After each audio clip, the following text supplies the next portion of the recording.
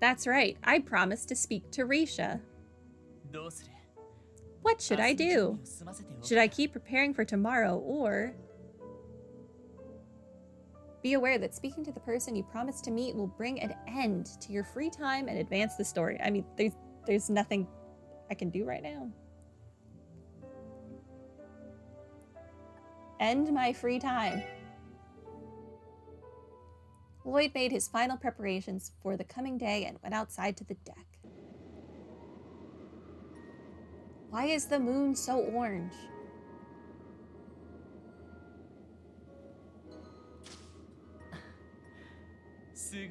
The moon is beautiful tonight, isn't it?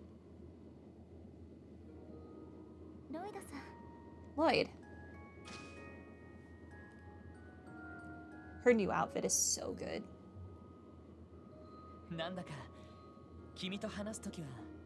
It feels like we have a habit of meeting up on moonlit nights like these. It's strangely fitting, considering your role as the Moon Princess. Perhaps you're right. The moon exists in both shadow and the light. In some ways, the same could be said of myself. I've led my life under cover of dark, barred from any place the sun could reach. But that changed when you came to Crossbell. You've stepped out of the shadows and into the light. You like the ribbon in her hair? It's very cute. Wouldn't you agree? Yes. I have no intention of denying that any longer. But still, the past that shaped my present, the darkness on the far side of the surface, it runs deeper than you can even imagine. I refer, of course, to the legacy of Yin. The hidden, lightless path my father passed down to me. You've alluded to that before.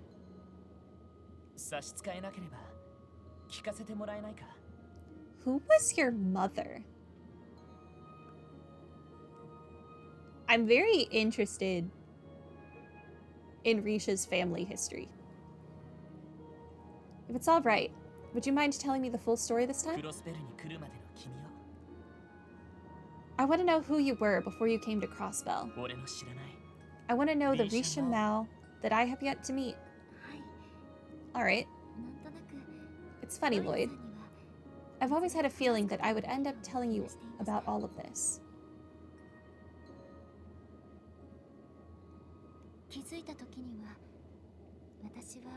My earliest memories of life were of my father and me. Risha's history is tied to her bonding event.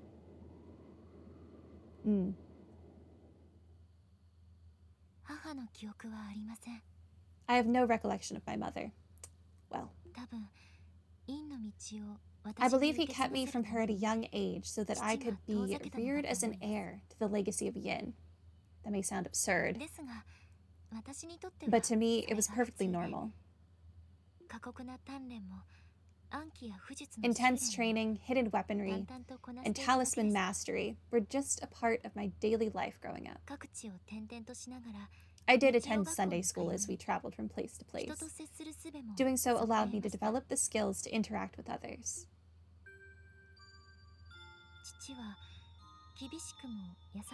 In contrast, life with father was neither strict nor kind, neither cold nor loving. He was there to teach, and my responsibility was to learn. After all, inheriting the title of Yin was an all-encompassing duty. There was simply too much to pass down to do anything but. The lives, skills, and wisdom of generations upon generations of Yin. How to prepare for any conceivable situation and kill any conceivable target. For Yin's storied history to continue, for the legend to live on, the successor must inherit everything from the predecessor. And so I did just that. I became exactly the kind of person Yin was, and ever would be. Essentially, anyway. The succession cannot occur while the previous yin is still alive. There can only ever be one yin. That fact will never change. Please don't tell me that the last thing you have to do on your road to becoming yin is kill the previous yin. In the meantime, I would spend many quiet days waiting for father to return home from his duties. Every time he did, he would outline his missions in fine detail to further prepare me for when I would take his place as yin. In the public eye, I would assume the persona of a normal girl, but behind it, carrying the legacy, was my entire world.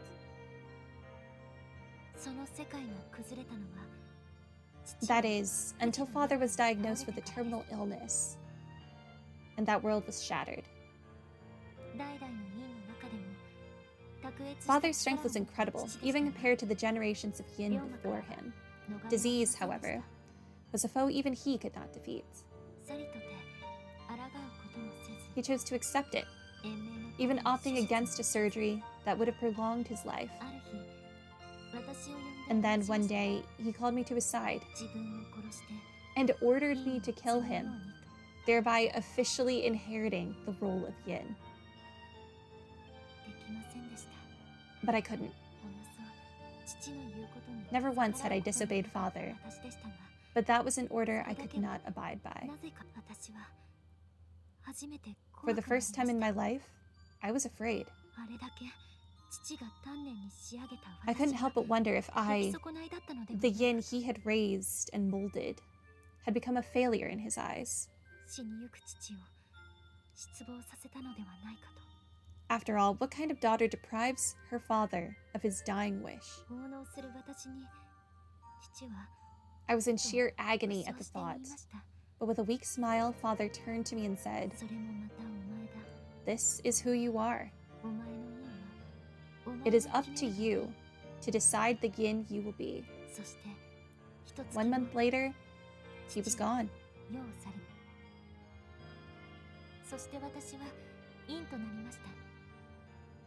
And with that, I was yin. I inherited father's connections and resources and used negong and a black shawl to conceal my figure. My skills were still no match for his, but I was able to resume his work without delay. It is up to you to decide the yin you will be. I couldn't parse what he truly meant by that. Instead, I put my head down and continued forward, letting things come as they may. 2 years later, I accepted a long-term contract with Heiyu. I was to aid them in their power struggle with the local mafia at a key center of commerce near Calvard's western border, Crossbell City.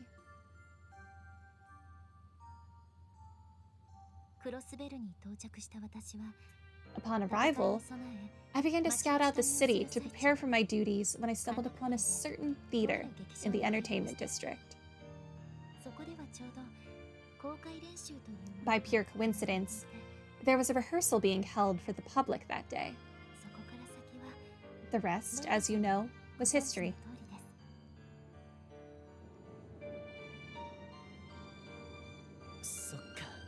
No kidding. That was the day that you fell into Elia's clutches. Back then, I tried to come up with any excuse I could to refuse her offer to join the troupe. But as you can imagine, Elie just wouldn't take no for an answer. So I eventually surrendered, becoming the newest member of Arc-en-Ciel. I was both physically fit and experienced in concealing my identity, so I convinced myself it would be a smart cover while in Crossbell. The training was much more strenuous than I envisioned, though. I found it rather difficult to play the roles of both Yin and Rixia. Thank you, Rixia. I'm happy you could tell me this. Not at all. I don't think it's a particularly interesting story, so I hope it wasn't too dull for you. When all is said and done, though, this is the path I've inherited from my father and our ancestors before him. Even with the light of Arc-en-Ciel in my life, the path of yin is one I could never truly stray from. Not entirely. I see. It is up to you to decide the yin you will be.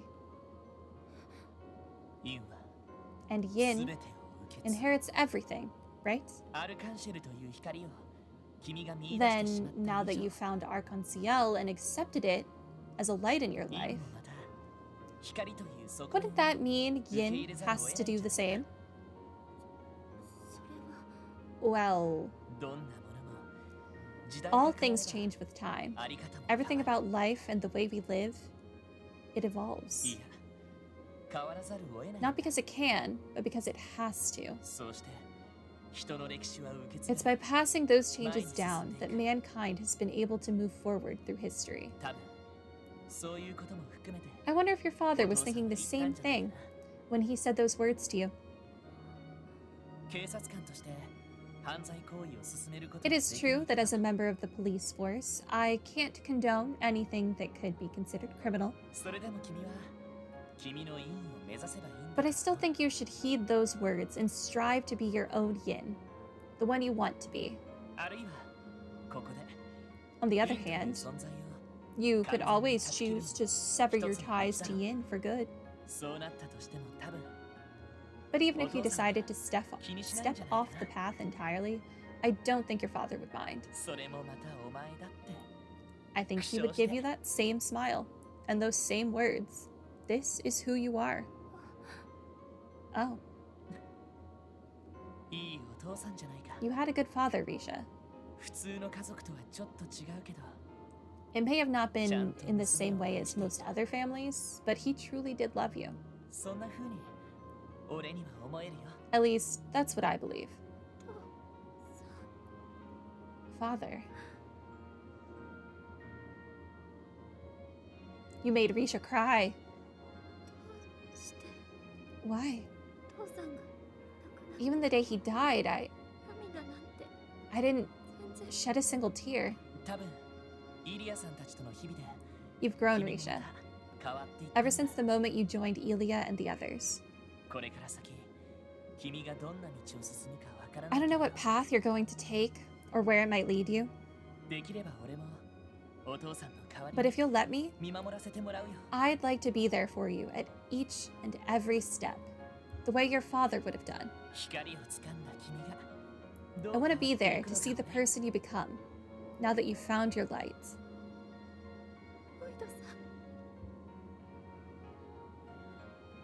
Oh.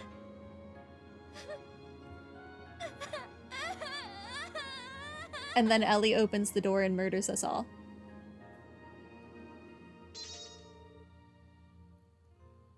Kill Lloyd, he made her cry. Unacceptable, truly is. Lloyd and Rixia learned true twin dragon strike.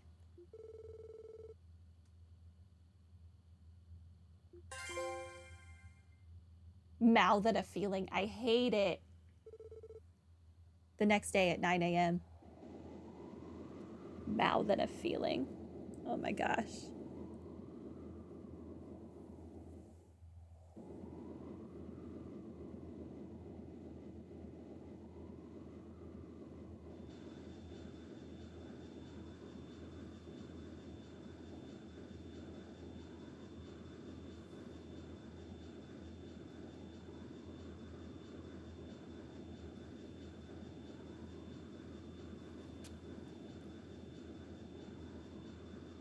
What's that red thing?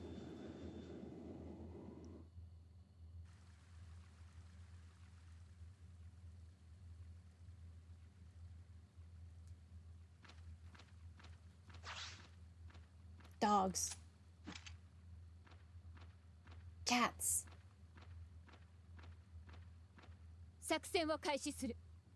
Operation commencing. Crossbow Guardian Force Resistance Unit, Mines Mountain Wolf Units. Initiate combat.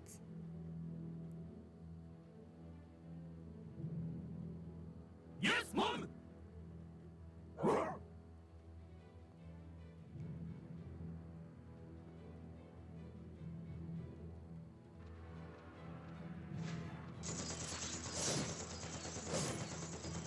In Zero, the bonding event was pure fluff, but in Azure...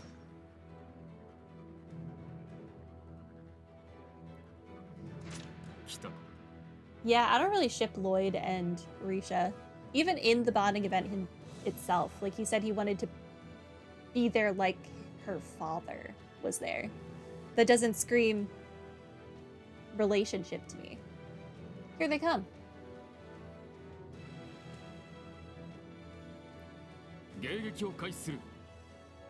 All units prepare to intercept.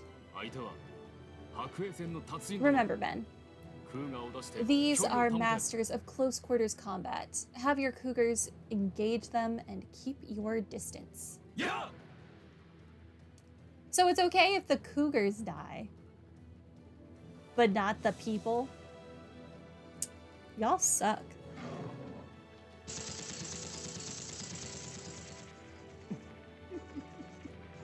I do enjoy that tinkling feeling you get before a fight. Shall we begin? As you wish. Maintain pressure on the Jaegers as you exterminate their beasts.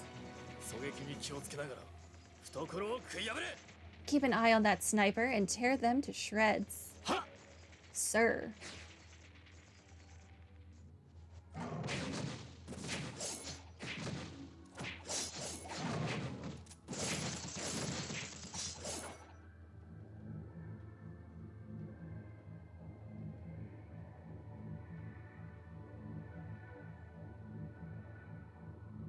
What the heck is that? Oh, is that the Merkaba Unit 5?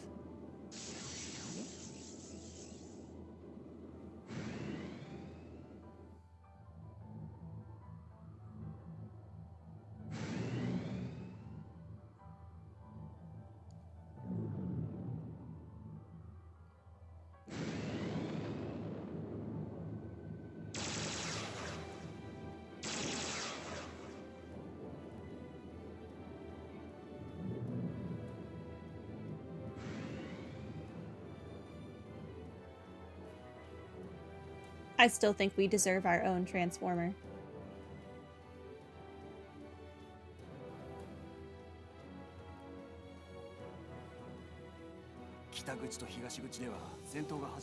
It looks like the skirmishes have broken out at the north and east entrances.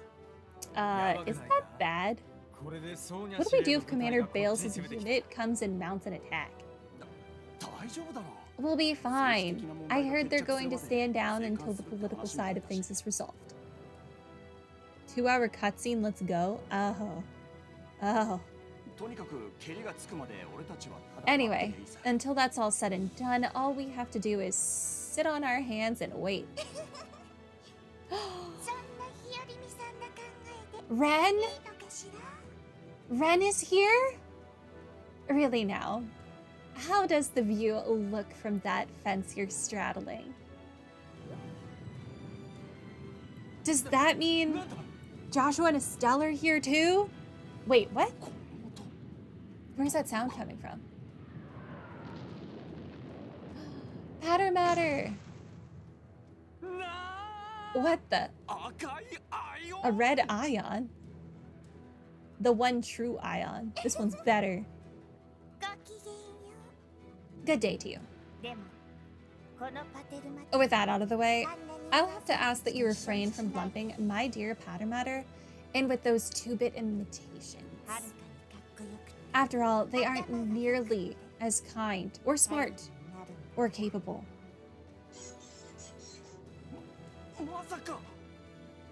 Are they with us? Does the little girl on the Transformer look like she's with you? Or against us? Out of my way, silly soldiers. I didn't come here to play with you. If you don't want to get trampled, you should step aside. See? It's coming. Huh?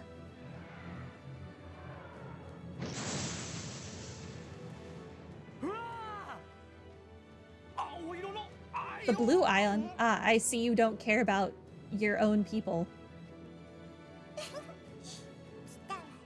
Ah, there you are.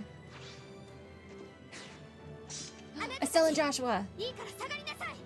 Hey, you, get back. You're in way over your head. This isn't a fight you can win. Retreat to the railway bridge. Words.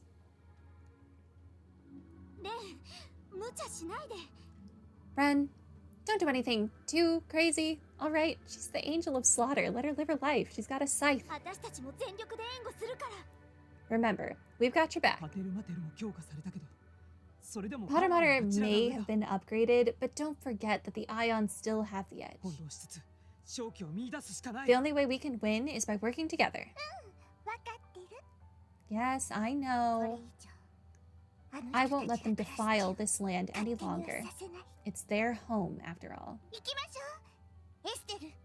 Let's go, Estelle, Joshua. You too, Pottermatter.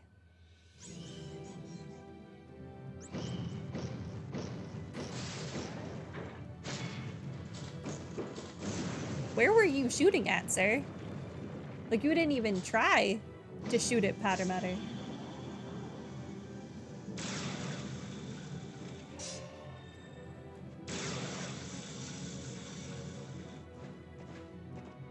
Scythes are such cool weapons.